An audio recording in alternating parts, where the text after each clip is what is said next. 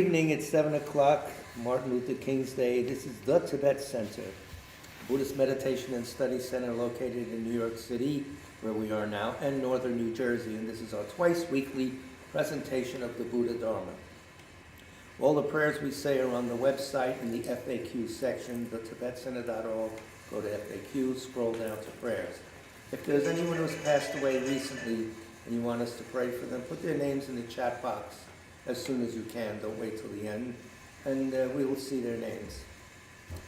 So we have a lot of ground to cover tonight, and we'll get started. The first prayer is prayer for the spreading of the teachings throughout the length and breadth of the West. By the force of the blessings of the non-fallacious three precious gems, and of the truth of our pure selfless wishes, may the precious Buddhist teachings flourish and spread to the expanse of all areas throughout the length and breadth of the West, for all the people living there together with their near ones who have engaged in the teachings and have faith and respect for them. May all conditions adverse to their practice of the pure Dharma be dispelled, and an excellent collection of favorable conditions increase like the waxing moon. And especially for those who work on methods to accomplish the flourishing and spreading of the victorious one's teachings, which are the source of benefit and happiness, may they never be oppressed by masses of interference and adverse conditions, and may this spontaneously happen just as we have hoped and wished. The Heart Sutra. Thus have I heard once, the Blessed One was dwelling in the royal domain of the Vulture Peak Mountain, together with a big gathering of great monks and great bodhisattvas. At that time, the Blessed One entered the samadhi which examines the dharmas called profound illumination. And at the same time, noble Avalokiteshvara, the Bodhisattva Mahasattva, looking at the profound practice of transcendent knowledge, saw the five skandhas and their natural emptiness. Then, through the inspiration of the Buddha, Venerable Shariputra said to Avalokiteshvara, how should those noble ones learn who wish to follow the profound practice of transcendent knowledge?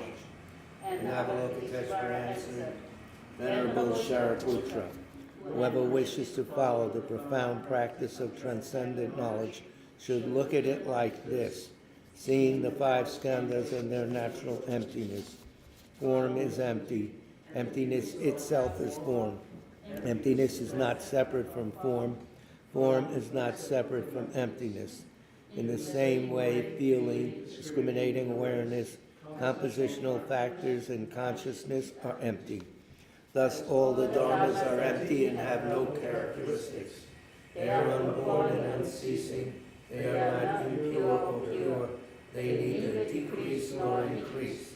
Therefore, since there is emptiness, there is no form, no feeling, no discriminating awareness, no compositional factors, no consciousness, no eye, no ear, no nose, no tongue, no body, no mind, no appearance, no sound, no smell, no taste, no sensation, no objects of mind, no quality of sight, no quality of hearing, no quality of smelling, no quality of tasting, no quality of sensing, no quality of thought, no quality of mind consciousness.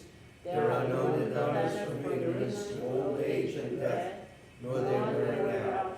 There is no suffering, no cause of suffering, no ending of suffering, and no path, no wisdom, no attainment, no non-attainment. Therefore, since there is no attainment, the bodhisattvas abide by means of transcendent knowledge. And since there is no obscurity of mind, they have no fear, they transcend falsity and pass beyond the bounds of sorrow. All the Buddhas who dwell in the past, present, and future, by means of transcendent knowledge, fully and clearly awaken to unsurpassed, true, complete enlightenment. Therefore, the mantra of transcendent knowledge, the mantra of deep insight, the unsurpassed mantra, the unequal mantra, the mantra which calms all suffering should be known as truth, for there is no deception. In transcendent knowledge, the mantra is proclaimed, Hayata Om Gate Gate Paragate Parasam Gate Bodhisattva. Osha Putra, this is how Bodhisattva Mahasava should learn profound transcendent knowledge. Then the Blessed One rose from that samadhi and praised the Bodhisattva Mahasava Avalokiteshvara, saying, Good, good, O son of noble family, profound transcendent knowledge should be practiced just as you are taught, and the Tathagatas will rejoice. When the Blessed One had said this, Shariputra and Avalokiteshvara, that whole gathering of the world with gods, humans, asuras, and gandharvas, their hearts full of joy, praised the words of the Blessed One. So refuge in Bodhisattva vow is called generating bodhicitta. We say these verses 3 times. With the wish to free all beings, I shall always go for refuge to the Buddha, Dharma, and Sangha until I reach full enlightenment. Inspired by wisdom and compassion, today in the Buddha's presence, I generate the mind and intent of full awakening for the benefit of all sentient beings. As long as space endures, as long as sentient beings remain, until then may I too remain to dispel the mysteries of the world. With the wish to free all beings, I shall always go for refuge to the Buddha, Dharma, and Sangha until I reach full enlightenment. Inspired by wisdom and compassion, today in the Buddha's presence, I generate the mind and intent on full awakening for the benefit of all sentient beings. As long as space endures, as long as sentient beings remain, until then I too remain to dispel the mysteries of the world.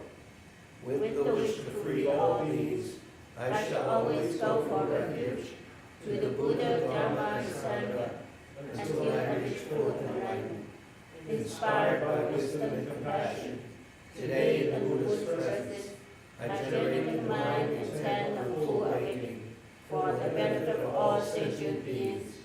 As long as space endures, as long as sentient beings remain, until then I too remain to dispel the mysteries of the world. So now, as is customary, we say one round of the mantra, Om Mani Padme Hum, the mantra of Avalokiteshvara, who personifies great compassion. His Holiness is an incarnation of Avalokiteshvara. Om Mani Padme Hum, Om Mani Padme Hum, Om Mani Padme Hum, Om Mani Padme Hum.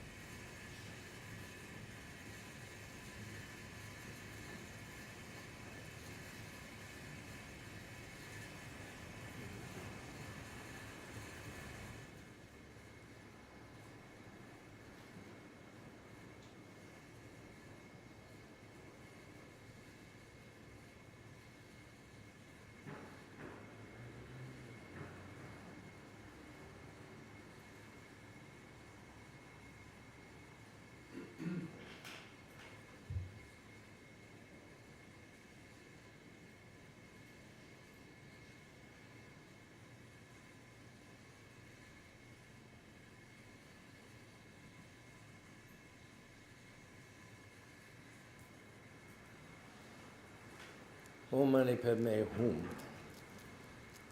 So, what's on the menu tonight? First, since it's Martin Luther King's Day, we'll have a few quotes from various Buddhist scholars, saints, whatever, from this anthology On the Path to Enlightenment, put together by Matthew Ricard. Things from all the Buddhist masters of all the schools of Tibetan Buddhism. And then let's continue with this book, the Secular Ethics portion, Power of Compassion. And then we'll continue with the 11th stanza of this book on dying by His Holiness. And Leon, what is it? Everyone dies, but nobody's dead. You understand? That's the heading of the book. So you have to figure out what that means. It's not hard. the body dies, the mind can't. It's always around. So you might as well straighten it out now because it's always going to be with you. The body, all right, it'll leave. So, first of all, in honor of Martin Luther King Day, was a very compassionate man, always taught patience and tolerance.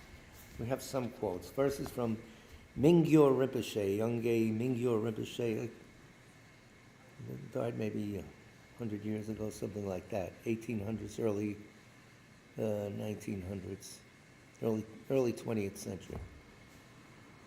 When I began to practice meditation on compassion, I found that my sense of isolation began to diminish. My sense of being alone began to diminish, while at the same time my personal sense of empowerment began to grow. Where I once saw only problems, I started to see solutions. Where I viewed my own happiness as more important than the happiness of others, I began to see the well-being of others as the foundation of my own peace of mind. So a couple of points there. He's not living in isolation. He realized he's not alone. And what's the highest thing? He's one person. Everyone else is billions, literally billions. What's more important? And he finds out you do that, this sense of isolation that I'm alone and this, it goes away because your thoughts are going out to the benefit of others. That echoes back to you with some good news, with good merit. My personal sense of empowerment began to grow because he's wishing others well. Very good for you, Where once saw only problems, I started to see solutions as mind developed, opened up more.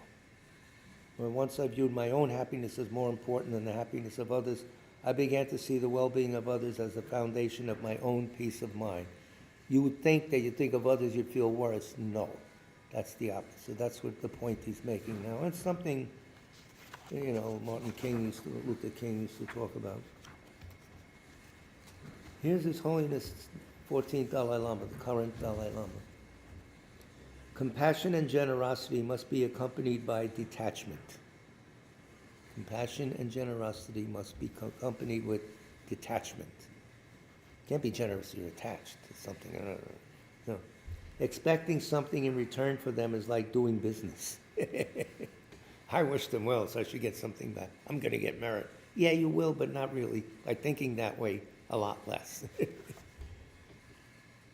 If the owner of a restaurant is all smiles with his customers, it's not because he loves them, but because he wants to increase his turnover.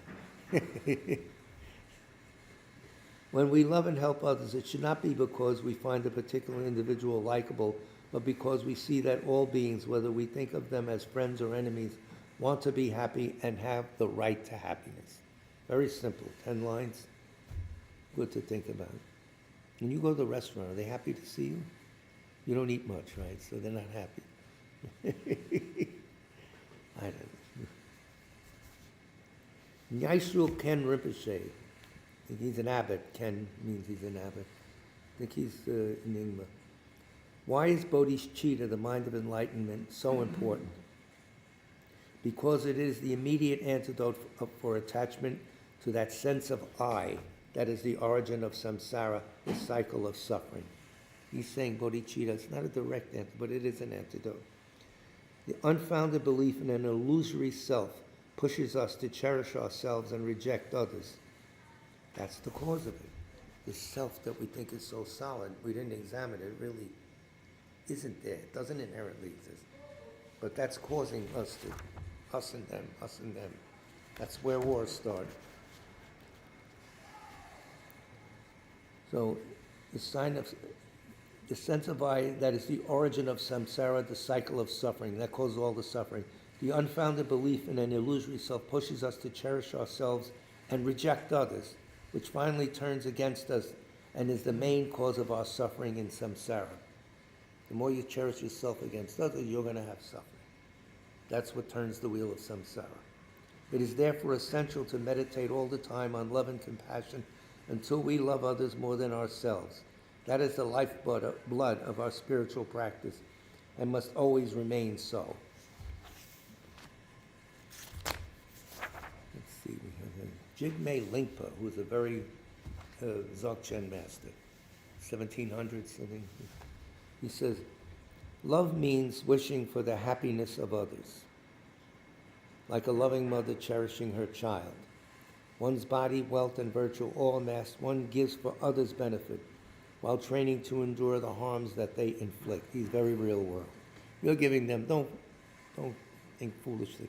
You're going to get harmed. These people don't have control of their minds. They're going to cause trouble. They're going to cause you to use patience. So let's get real here. I like that right away. Because otherwise, oh yes, everyone loves it. Compassion is a powerful state of mind, an inability to tolerate the fact that others suffer. Beings in the six realms are entrapped by sorrow and its cause, and we're in the six realms, the human realm, one of the six. And seeing this brings tears to one's eyes. Joy is to delight. He's talking about now the four immeasurables. Love, compassion, joy, and equanimity. That's what these verses are. Joy is to delight in others' pleasures and success. Instead of being envious, enjoying them and share their joy. It is to cultivate the wish that all have happiness. It is the joy one feels when they achieve it for themselves. You're a bodhisattva. You want everyone to be happy. Well, they did it on their own. That's good. That's less I have to do. You can think that one. It's a big deal. Someone call? No? No. And it is the wish that they should never be deprived of it. I'm glad they're happy now. May they always be happy. That doesn't cost you anything, I thought, but it really pays you back in mental well-being. And remember, the mind travels. The body doesn't. Impartiality, this is equanimity, sometimes they say impartiality, is freedom from attachment and hostility. Freedom from attachment and hatred. You know, I want this, I don't want that. When sides and factions are seen as equal, when enemy and friend and neither, you neutral, all are treated with an even-handed kindness. We should practice these four attitudes, remembering that all is without true existence. Practice them all, but they're all empty of true inherent existence. They're all dependent on each other, dependent arising. So that's it. So that's the prayer, you know, all beings have happiness, the cause of happiness, free of suffering, the cause of, that's that, the four immeasurables. Immeasurable joy, immeasurable love, immeasurable compassion, joy, and equanimity. So the last one, great Nyingma Guru, he died he was supposed to speak at Kalachakra. His Holiness appointed him as the main Nyingma Lama. That summer he died. It was in October. So they gave us Trulshik Rinpoche instead. But he was regarded by His Holiness as the top Nyingma Lama to present at the Kalachakra, the Nyingma point of view. Remember, before we had that, we had all four schools send their best person. His Holiness picked them out. So this guy was going to be speaking directly to us at Tibet Center, but unfortunately, he was in his 90s, but he died. So he says, in each of our countless lives and beginningless samsara, we must have had parents. In fact, we have taken birth so often that at one time or another, every single sentient being must have been our mother or father. This is big, big numbers. When we think of all these beings who have been our parents wandering helplessly for so long in samsara, like blind people who have lost their way, we cannot but feel tremendous compassion for them. We think, we've always had mothers. All these beings, been our mother or father or close brother, sister, whatever. And now look at them. That poor guy in the street that stinks from a mile away, the guy holding up his pants, the poor woman sitting with shopping. You can go on and on. You'll see this in New York. As soon as you walk out the door. Compassion by itself, however, is not enough. What? They need actual help. But as long as our minds are still limited by attachment, just giving them food, clothing, money, or simply affection will only bring them to a limited temporary happiness at best. What we must do is find a way to liberate them completely from suffering. This can only be done by putting the teachings of Dharma into practice. Nihao, good evening. Glad to see you. Still cold out or did it get warm? Oh. Yeah. Several months later. I know. Don't remind me. True compassion is directed impartially. impartially to everyone, true compassion toward all sentient beings, without discriminating between those who are friends and those who are enemies and those who cares. With this compassion constantly in mind, we should perform every positive act, even offering a single flower, reciting a single mantra with the wish that it may benefit all living creatures without exception. This is easy to do. It's tremendous merit. You're saying the prayers anyway. This is for everyone, regardless. They like me, they don't like me. That's all temporary. They probably were my mother and really cared for me in the past. So all this is temporary. Why are we getting excited? Calm down. Yeah, you, Tony. Shut up. Yeah, it's the way it is. The great teachers of the past consider the most precious teachings to be the inseparability of voidness and compassion, emptiness and compassion. Yeah, of course. If you have something higher, bring it here. We'll all like it. Over and over again, they cultivated love, compassion, joy, and equanimity, the four limitless thoughts out of which the ability to help others arises effortlessly. Those ideas the Buddha practiced. And then on the attainment of Buddhahood, whatever he saw where help was needed, he could do it without effort. Oh, he needs this. Let me get that. Let me go over there. No. Boom. It's there automatically. The Buddha's compassion, the Buddha's help. As long as someone is open. It's like the sun. You don't hide under an umbrella or something. You take it. The sun's right there for everyone. So that we have to develop the ability to see. But help the Tibet's in a way. Famous for practicing in uncompromising adherence to the teachings, these uncompromising adherence to the teachings, they really practice it. These masters trained themselves first through careful study of the Dharma and then through direct experience and meditation. He makes the big point that Chonglen makes, all the Lamas, Dalai Lama, study, so you know what to meditate on. Don't just meditate on the idea you have. Everything should be peaceful or something like that. That's very nice. It's not that everybody should die and I should shoot. Good, that's good, but study. The more you study, that's meditation itself. And then when you sit, these ideas come up. The mind is funny that way. That is the right way to make progress on the path that leads to the great bliss of ultimate Buddhahood. It is said, to wish happiness for others, even for those who want to do us harm, is the source of consummate happiness, greatest happiness.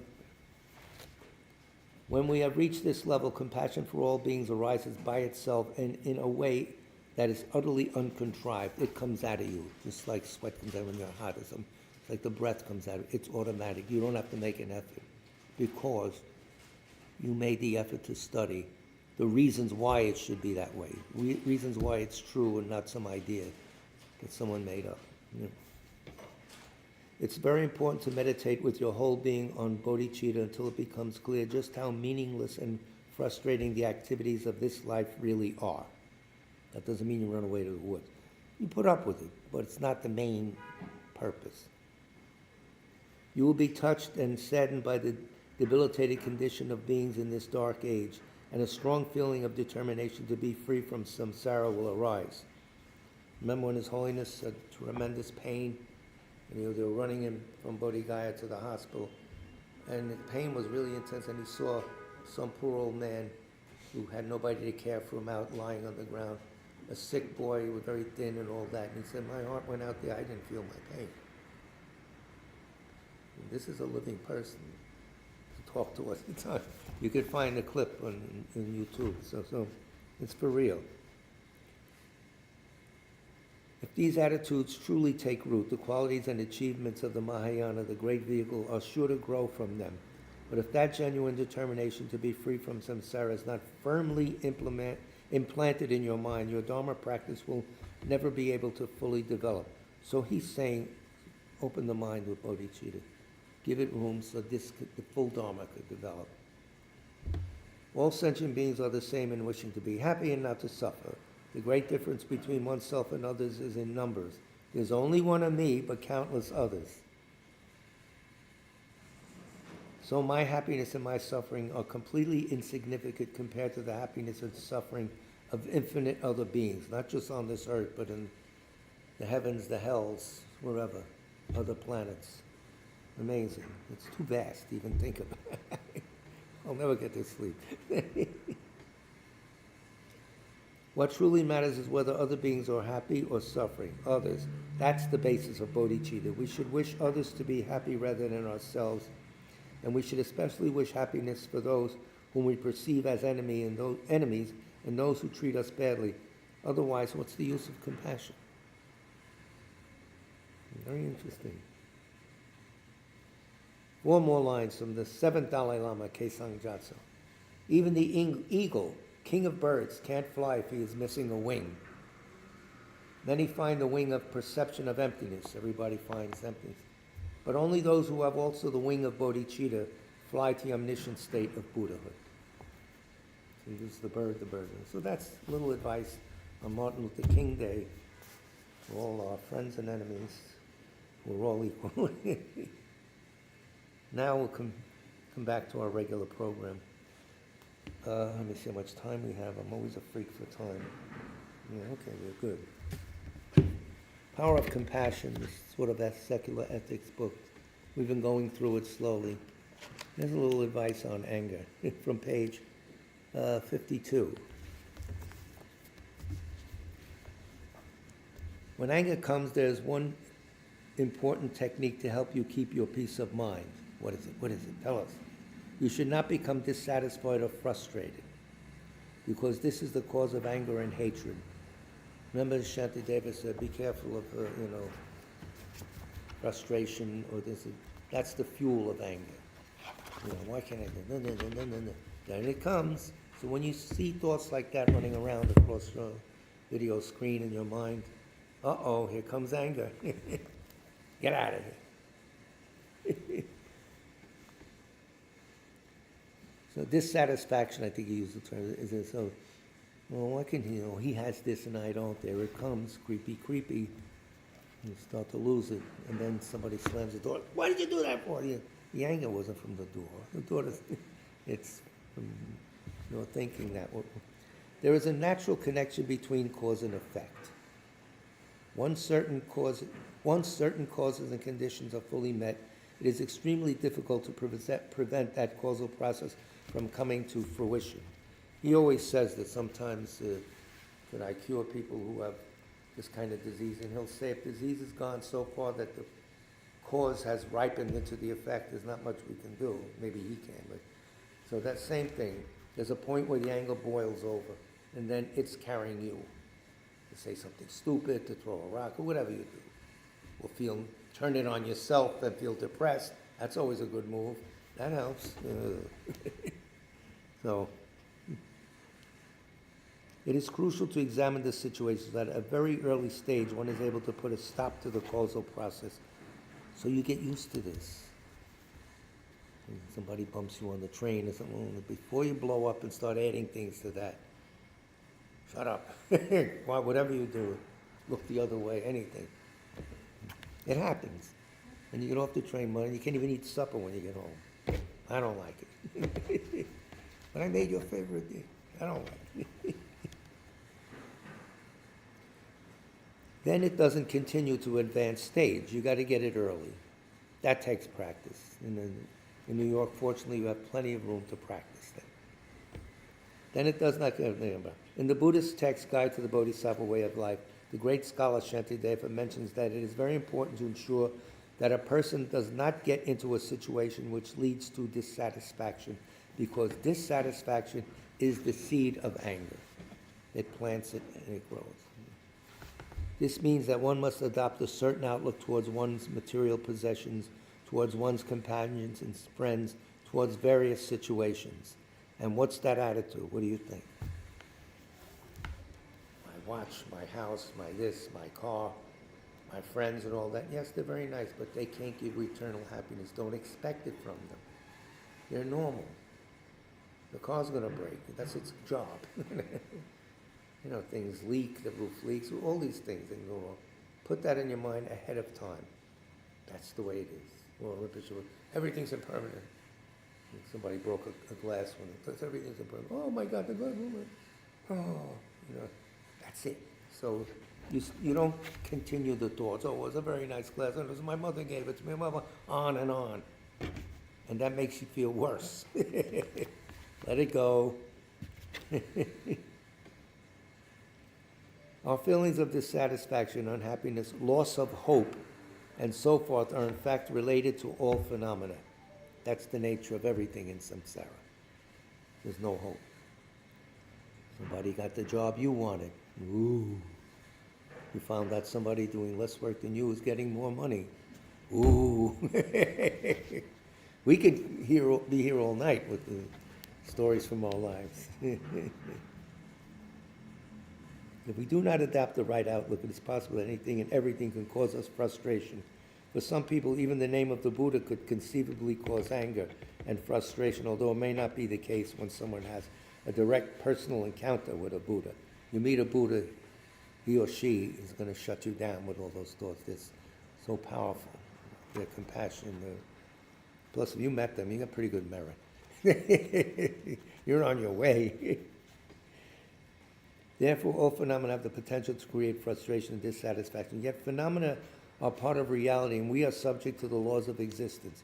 So this leaves us only one option. Change your attitude. Don't start expecting things that it can't possibly bring you. You can't. Never mind what the advertisement says.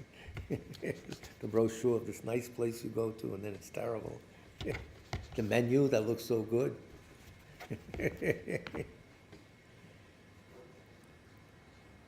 By bringing out about a change in our outlook towards things and events, all phenomena can become friends or sources of happiness, instead of becoming enemies or sources of frustration. A particular case is that of an enemy. Of course, in one way, having an enemy is very bad. It disturbs our mental peace and destroys some of our good things. But if we look at it from another angle, only an enemy gives us the opportunity to practice patience. You want to practice patience? That's the only way. Atisha kept around someone who was really a problem because it would help them practice patience. Why is he here? He's ruining everything. Atisha, get rid of him. No, he has to stay. So Rinpoche would people around, namely me, that caused problems. But he would mention this text, this little story all the time. No one else provides us with the opportunity for tolerance. For example, as a Buddhist, I think Buddha completely failed to provide us with an opportunity to practice tolerance and patience. It was so good. Some members of the Sangha may provide us with this, but otherwise it's quite rare. Since we do not know the majority of the 5 billion human beings here on this earth, then it was 5 billion, it's 8 now, and it's only like 30 years since he wrote the book. That's amazing. Therefore, the majority of people who do not give us an opportunity to show, a majority of people don't give us the opportunity to show tolerance or patience either, but we don't meet most of them anyway. How do we know whether they're nice or not? Only those people whom we know and who create problems for us really provide us with the opportunity to practice tolerance and patience. Do you think maybe Buddhas and Bodhisattvas appear as those people sometimes to build up ourselves? I don't know. Are you planning to become a Buddha and then do that to people? I think you'll do it automatically if they need it. So put that on your list, things to do when I'm a Buddha. Seen from this angle, the enemy is the greatest teacher of for our patience. Shantideva argues very brilliantly that enemies, or the perpetrators of harm upon us, are in fact objects worthy of respect and are worthy of being regarded as our precious teachers. One might object that our enemies cannot be considered worthy of our respect because they have no intention of helping us. Why should we respect them? In fact, 8 verses on training the mind, it starts off with that. The person who's a problem, we cherish them. The fact that they are helpful and beneficial to us is merely a coincidence. Shantiseva said that this is the case. Well, they don't mean to help us. They're helping us by being annoying. But why should we worship them? They don't want to help us. And Shantideva says that if this is the case, then why should we, as practicing Buddhists, regard the state of cessation, the end of suffering, as an object worthy of refuge, when cessation is a mere state of mind and on its part has no intention of helping us? One may then say that although this is true, at least with cessation, there's no intention of harming us. Whereas enemies, they want to harm us. They're saying, what's wrong with them? Therefore, an enemy is not an object worthy of respect, and Shantideva comes back and says The very intention of harming us makes the enemy very special. That's how you become an enemy. He wants to harm. So if the enemy had no intention of harming us, then we would not classify that person as an enemy. So therefore, that's what makes an enemy. So the worst thing you can do, by the way, is retaliate when somebody's angry. And there's a quote from the woman we studied the last few weeks, Aya Kenna, that nun. And she says, don't retaliate when somebody is like attacking you and all this. It's like picking up hot coals with your bare hand to throw at them. Who gets burned first? You. Plus what Shantideva would say, that you caused that to happen, let it go. That karma is done. Don't continue the karma by fighting back, because that's going to come back. So that's it. So that's a little advice on Martin Luther King Day again. But now it's going to get sticky. Now we have to pay attention. Put this here. My wife still gets offers from Colombia. She's gone 6 years. They still come out.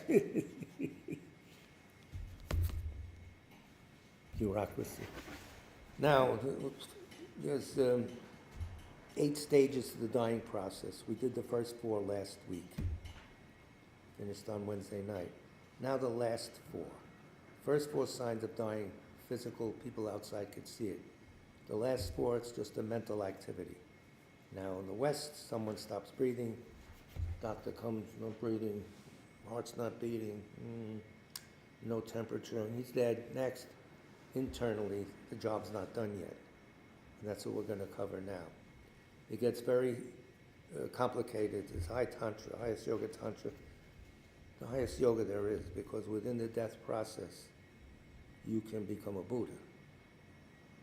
Time of death, the bardo, rebirth, 3 stops where there's a chance the mind gets to a certain state that if you know what's going on, you're aware of it, you can propel yourself to enlightenment.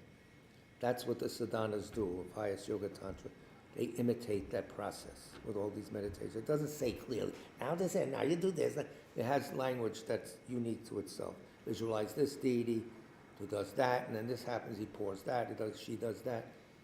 Symbolic language meaning something else. So you have to be trained, and I'm not trained. But here, Holiness gave us the basics of it, along with tantric thinks of the body, the tantric presentation of the body, similar to your chi in Chinese, or prana or something, how the mind and that are linked. So one's pushing the other. If there's a mind, there's energy. There's energy, there's consciousness, always together, like horse and rider. We heard this many times, we hear it again, because we forget. So this is page 135 of this great book. And he starts off with a little quote. Tomorrow when you are gone is undoubtedly coming. His Holiness quotes Shura's letter to Kanika. I don't know who Shura is and who Kanika is, but it's obviously in Tibetan literature. So here's the 11th stanza of this poem by the first Panchen Lama, which His Holiness is commenting on. And he says, may we know our own nature ourselves, through the yoga realizing cyclic existence and nirvana as empty. Oh, cyclic existence and nirvana, empty. When appearance increase and near attainment dissolve, the earlier into the later, okay, red appearance, white appearance, red increase, black near attainment, clear light. Those 4 things, that's what he's talking about here. An experience like pervasive moonlight, sunlight, and darkness dawn. That's what you'll be seeing. And then we talked about this. Why does that happen? Why do you see everything white, backlit by white? Then everything backlit by red, then black, then clear light. So the idea is you have drops from the father and mother in you. Father's drop comes down from the top, goes to where the indestructible drop is at the heart, pervades that, covers it, and everything's white. Then from the mother, the red element comes up from the bottom. Everything becomes red. Then they meet. No light, everything black. And then clear light. And the mind, the consciousness leaves the body, goes to its next stop. Next stop, Shanghai. Maybe. I don't know. But anyway, that's the idea. So to get a picture, His Holiness, and now he's going to explain that nicely. So this is complicated, and the more we hear it, the easier it gets, so they say. You're smart. Obviously, I've heard it a lot, and it's not easy.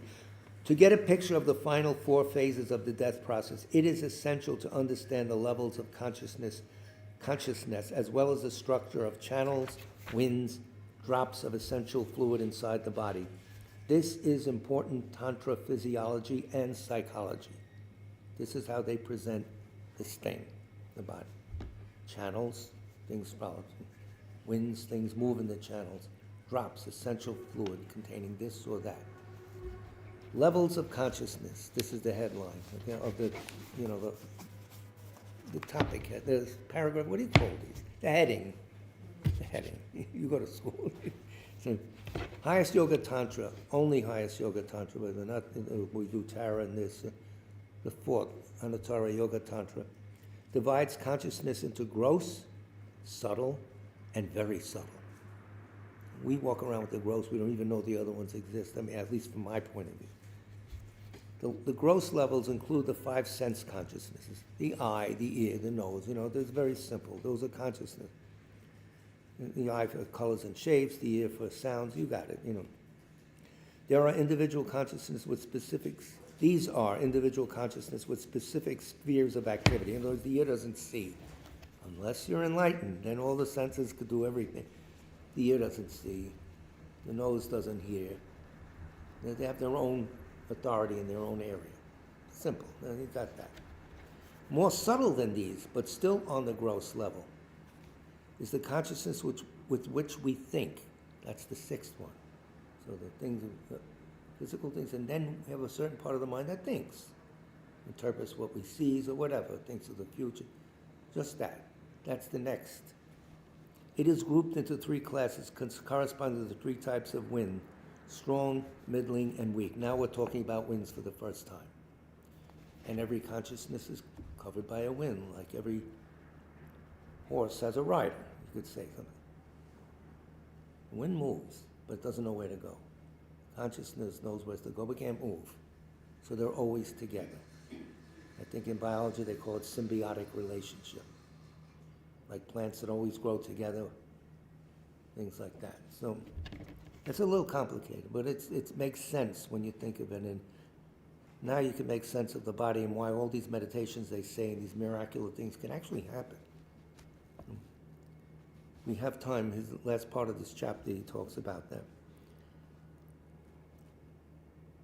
The first group involves a strong movement of wind to its objects and includes 33 conceptual experiences such as fear, attachment, hunger, thirst, compassion, acquisitiveness, and jealousy. All that is lined up in this book, piece by piece. All these little things, as the wind dissipates, these minds go away. So think about it. The wind that carries these minds starts to weaken, going back to the life-bearing wind. It weakens, and you don't have fear. Conceptual experiences such as fear, attachment, hunger, thirst, compassion, acquisitiveness, and jealousy. In that state, these are gone as you're dying. Very good, in one way. Second group is composed of conceptual consciousness that involve a medium movement of wind to their objects. 40 conceptions such as joy, amazement, generosity, desiring to kiss, heroism, non-gentleness, and crookedness. This is strange, right? You don't hear this in normal Buddhism. They got it all worked out. This book is invaluable. We're going to get more for the Tibet Center, but it's very good because it lists them like you're looking up something in the dictionary. It's very good. Lati Rinpoche and Jeffrey Hopkins put this together many years ago. And when we went to Ithaca, Snowline Publishing, well, this is published by Snowline, they took Rinpoche and I to this place where all the books were, so we were buying books. He saw that one, he saw which one. No, this is very important. He taught from this a couple of times. According to Mark, his teachings are recorded and they're on the website now, teachings on this topic. So if you have time, and next time we see Mark, we strangle him until he gives us an easy way to get to it. This is the complicated way. To find something we need. So we have to work on that. But it's there, free, internationally. Some teachings are even in Chinese, because he spoke in Taiwan on these things. So, yeah, and you guys can read and understand Mandarin. So you got to go over these things many times so it becomes familiar, because this is how we're made up. Very nice to have you. So, forgetfulness goes away, mistakingness in appearance, appearing water in a mirage. No, that's not what. Catatonia, depression, laziness, doubt. You all take to the road. They're all gone. Oh, this is good, maybe. Within each of these groups of consciousness or conceptions, there are levels of grossness and subtlety. The way they present the mind, that's it. The gross one, well, no, more subtle, more subtle. You find these things by having a very strong, calm, abiding mind.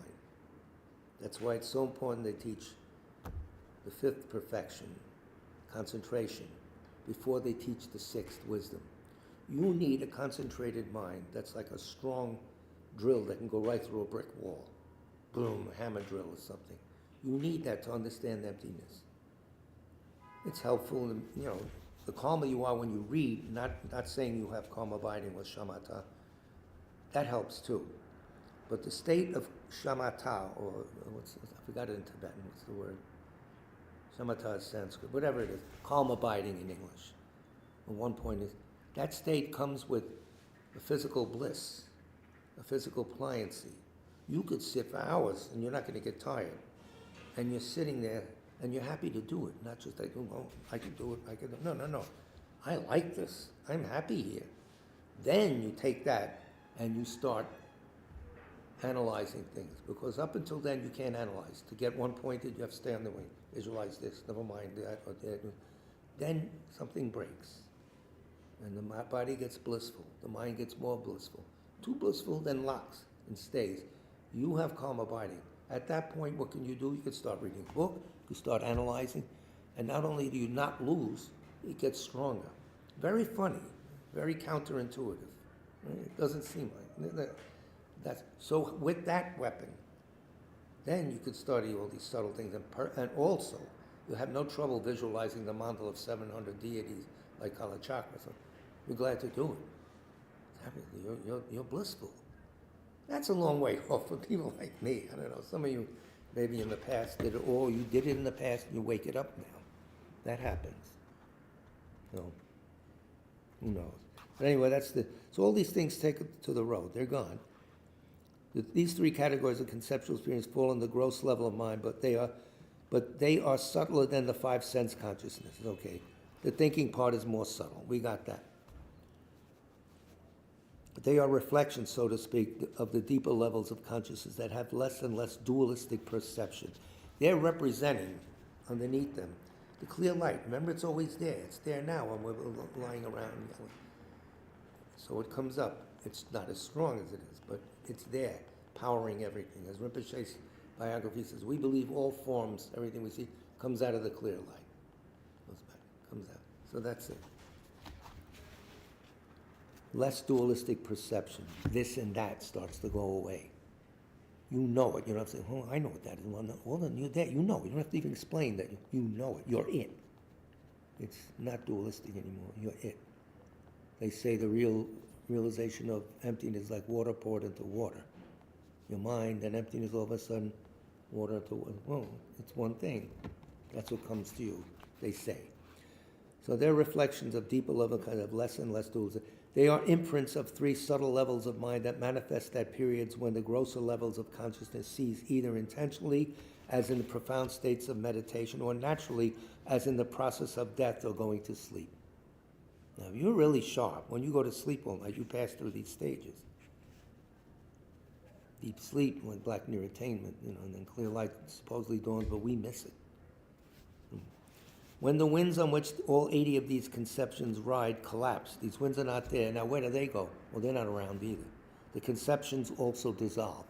They need the wind to carry them, to think jealousy, to think this or that.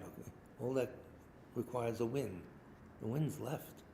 Now what do we do? This allows three subtle levels of consciousness to manifest in this order. Minds of vivid white, vivid red-orange, he calls them red-orange, so people just say red, I don't know. And vivid black appearance, as we said. The white comes down, everything. The red comes up, everything's red. They lock. No light. Then, clear light. So, These are described below in phases 5 through 7. He's going to go through the 5 stages, etc. Before that, he's going to talk about the winds and channels. This is a tantric manual right here, and nobody knows. He buried it. There's Darren now. Tell him to his face. These lead finally to the very subtle level of consciousness, the mind of clear light, which, if utilized in the spiritual path, is most powerful. It is described below in phase 8. So we're going to go through it. Before we discuss these final 4 phases in detail, we must explain the changes on which they depend. So he gives you background. Nice of him. Thank you, always. I appreciate it. In the physiology, physical layout, the map of highest yoga tantra, these take place in physical channels, winds, and essential drops that course in these channels. The drops go through the channels, the winds, of course. Structures of the channels in the body. Now, this is not something you see on an X-ray or MRI or CT scan or nothing. And someone asked Kitty Sencha, well, how do we see them? He said, you see them with the eye of meditation. The doctor can't find your central channels. I mean, it doesn't. So what is it? We're talking something else now. Well, prana, do they see prana? No, but they know its effect, or chi. They know how it behaves, where to bring it up. This is too low. There's probably a lot of different levels of chi, But the doctors in the West don't see that. We don't see the X-ray, doesn't show any chi. No. So it's another world. We got to get used to it because we're in it. In the body, there are at least 72,000 channels, the way they lay it out, all over the place. Arteries, veins, ducts, nerves, and manifest and unmanifest pathways, not manifested, which start growing at what will be the heart soon after conception. Sperm and egg meet. Consciousness joins. There's a being there. That's at the heart and grows from there. So all these channels, everything in us, grows out from the central drop. And then when we die, it dissolves. So a lot of times you see this and that, and think about it. The 3 most important channels run from the point between the eyebrows up to the crown of the head, then down along the front of the backbone to the base of the spine. They have it mapped out. Now, His Holiness will mention why they do this in a few minutes. Finally extended to the end of the sexual organ, the central, it goes that way. This description is a way to imagine the central right and left channels in meditation, which differs somewhat from where they are in actuality, but imagining them in this ideal way is nevertheless effective in inducing the subtler levels of mind. You imagine them, and you're bringing about these subtle levels of mind depending how concentrated you are. I imagine them all day long, but I'm not concentrated. It doesn't make any difference. You could. So you have to, the importance of the one point in mind can't be overemphasized. Sometimes physical descriptions like this merely indicate points of focus to be used in meditation. That's all. So we're playing a game with the mind. It's not a game. At vital place in these 3 channels are 7 channel wheels, chakras, with differing numbers of spokes or channel petals, wheels with spokes going around. First one, the wheel of great bliss. Where is that? It's on the corner. No. Resides inside the top of the head with 32 channel petals, like a flower, 32. You can't remember all this. You got to get, on the top. It is called the wheel of great bliss because at its center is the drop of white essential fluid that is the foundation of bliss. White essential fluid came from the male component. That's there. The wheel of enjoyment dwells in the middle of the throat, right here. So you eat mala, you enjoy yourself.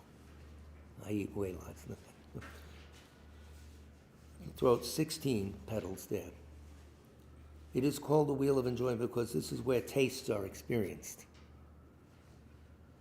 So you can get diagrams of these, so you can look at them and then figure it out. But if you could find them, good for you. But it's a topic that you'll never be bored anymore. This is the wheel of enjoyment dwells in the middle of the throat with 16. We got that. The wheel of phenomena. Why they call it that, I don't know. Different names. Wheel of phenomena is found at the heart. That's the English translation. Found at the heart. This is serious now with 8 channel petals. It is called the wheel of phenomena because It is the resonance of the very subtle wind and mind that are themselves the root of all phenomena. The indestructible drop, that's there, the root in the heart. I think he gives us a warning here. Well, he will. The wheel of emanation is located at the solar plexus, right here, with 64 channel petals. It is called the wheel of emanation because the inner fire, ignited by yoga training and the means of generating great bliss, dwells there. The inner fire is the tumor, whatever they call it. There's symbolic names for it, I'm not sure. The fierce woman, sometimes they call it. Fierce woman. The wheel in the middle of the jewels, the tip of the sexual organ, has 16 channel petals. Male and female alike. It's the same. Also a wheel between the brows with 16 channel petals. So we're running out of time now, so we'll continue this next week, but continue it Wednesday night, actually. So Wednesday night, the last half of the class. There's diagrams with the body like this, there's plenty around. So I'll try and dig up some information. But the main idea is the way they talk, wind and consciousness are always together. That's the start of understanding Tantra, because Tantra will, if certain minds ride certain winds, well, why don't we activate the winds to activate certain minds? Dangerous. His Holiness says, especially, and Rinpoche himself, the meditations are very difficult. You could have heart attack. You have to know exactly how to do it. The wheels that they equal, the wheels, very dangerous. That's as far as it went. Do we have any names? There's a lot here. This is a seminar. Terry John Latouche and Razingrasky, Ingrasky, Ingrasky, right? Those are 3 people we can pray for. Anybody else who died, people victims of all the violence going around, you remember them. This helps us. Sutra the recollection of Noble Three Jewels. I prostrate to the Omniscient One. Thus the Buddha, Bhagavad, Tathagata, Arahat, Samyak Sang Buddha, the learned and virtuous one, the Sugata, the knower of the world, the charioteer and tamer of beings, the unsurpassable one, the teacher of devas and humans is the Buddha Bhagavat. The Tathagata is in accord with all merit. He does not waste the roots of virtue. He is completely ornamented with all patience. He is the basis of the treasures of merit. He is adorned with the minor marks. He blossoms with the flowers of the major marks. His activity is timely and appropriate. Seeing him, he is without disharmony. He brings true joy to those who long with faith. His knowledge cannot be overpowered. His strengths cannot be challenged. He is the teacher of all sentient beings. He is the father of bodhisattvas. He is the king of noble ones. He is the guide of those who journey to the city of nirvana. He possesses immeasurable wisdom. He possesses inconceivable confidence. His speech is completely pure. His melody is pleasing. One never has enough of seeing him. His form is incomparable. He's not stained by the realm of desire. He's not stained by the realm of form. He's not affected by the formless realm. He is completely liberated from suffering. He is completely and utterly liberated from the skandhas. He is not possessed with dhatus. His ayatanas are controlled. He has completely cut the knots. He is completely liberated from extreme torment. He is liberated from craving. He has crossed over the river. He is perfected in all the wisdoms. He abides in the wisdom of the Buddha Bhagavats, who arise in the past, present, and future. He does not abide in nirvana. He abides in the ultimate perfection. He dwells on the bhumi where he sees all sentient beings. All these are the perfect virtues of the greatness of the Buddha Bhagavat. The holy Dharma is good at the beginning, good in the middle, and good at the end. Its meaning is excellent. Its words are excellent. It is uncorrupted. It is completely perfect and completely pure. It completely purifies. The Bhagavad teaches the Dharma well. It brings complete vision. It is free from sickness. It is always timely. It directs one further. Seeing it fulfills one's purpose. It brings discriminating insight for the wise. The Dharma, which is taught by the Bhagavat, is revealed properly in the Vinaya. It is renunciation. It causes one to arrive at perfect enlightenment. It is without contradiction. It is pithy, it is trustworthy, and puts an end to the journey.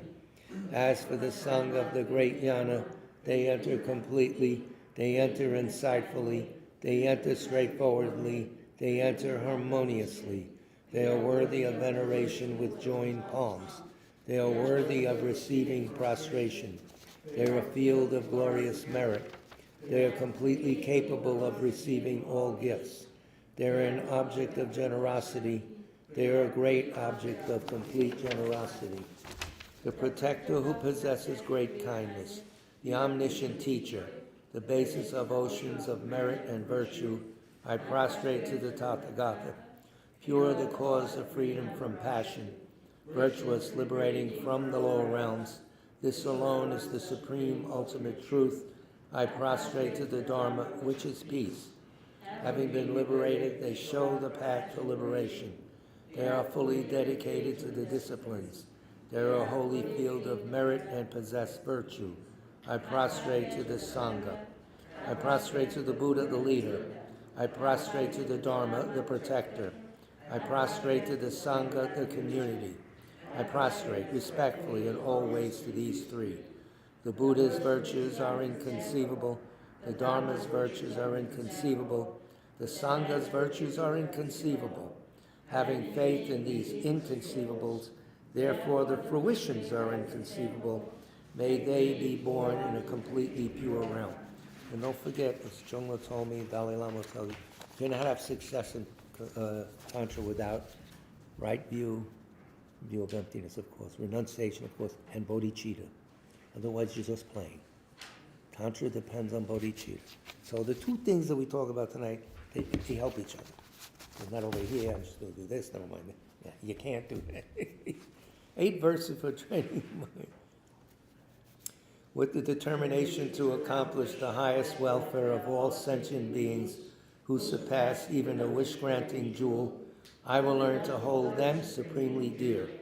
Whenever I associate with others, learn to think of myself as the lowest amongst all, and respectfully hold others to be supreme from the very depths of my heart. In all actions I will learn to search into my mind, and as soon as a disturbing emotion arises, endangering myself and others, I will firmly face and avert it. I will learn to cherish ill-natured beings and those oppressed by strong misdeeds and sufferings, as if I had found a precious treasure difficult to find. When others out of jealousy treat me badly, with abuse, slander, and so on, I will learn to take all loss and offer the victory to them. When the one whom I have benefited with great hope unreasonably hurts me very badly, I will learn to view that person as an excellent spiritual guide. In short, I will learn to offer to everyone without exception all help and happiness directly and indirectly, and respectfully take upon myself all harm and suffering of my mothers. I will learn to keep all these practices undefined by this, and by understanding all phenomena as like illusions, be released from the bondage of attachment. Undefiled, not undefined. One day I'll learn that talk. Prayer for the swift return of Rata Chungla Rinpoche, written by His Holiness. Exalted wisdom of all victors, gathered in a drop, sole refuge, that's in the form one wearing saffron robes. Guru Lozang Tubuang, Dorje Chang, please bear witness here today that our prayers may be fulfilled. We beseech the great torch of doctrine, accomplishing from long ago the vast waves of aspirational prayers, Lord of speech of the Victor Lozang's teachings, spreading them to the ends of the earth by means of explanation and practice. Though holding the commitment, I will invite all beings to be my guest in unsurpassed great awakening. Yet you have withdrawn the activities of the form body that serves the welfare of others. Is that worthy of the supreme among beings, the bodhisattvas? Though impossible for you till cyclic existence's end, to abandon your commitment to liberate all beings, we beseech the new son of Nirmanakaya to swiftly return from the realm of Dharmakaya, brought forth by bodhicitta drawn by 7 steeds. Having reached the far limits of scholarship, religious life, and goodness, please come swiftly as an unrivaled supreme emanation, full holder of the sage's teachings and wish-fulfilling jewel, return as the glory of Losang Tempe, magnificent truth of the 3 precious jewels, Mahakala, Karmayama, and Sri Mata Devi, and the ocean of Dharma protectors. May you spontaneously fulfill our wish, the swift blossoming of the reincarnation's fresh moonlight face. So this concludes tonight's presentation. The next Dharma talk is 7 o'clock on Wednesday, the 21st, at our parsonage in South Orange. And this Saturday, also at our parsonage in South Orange, is our White Tara Sadhana presentation at 1 o'clock, followed by lunch and instructions from Leon on how to make mugwort tea. Very important. Thanks for your patient listening. Big love to all of you. Happy Martin Luther King Day. What happened?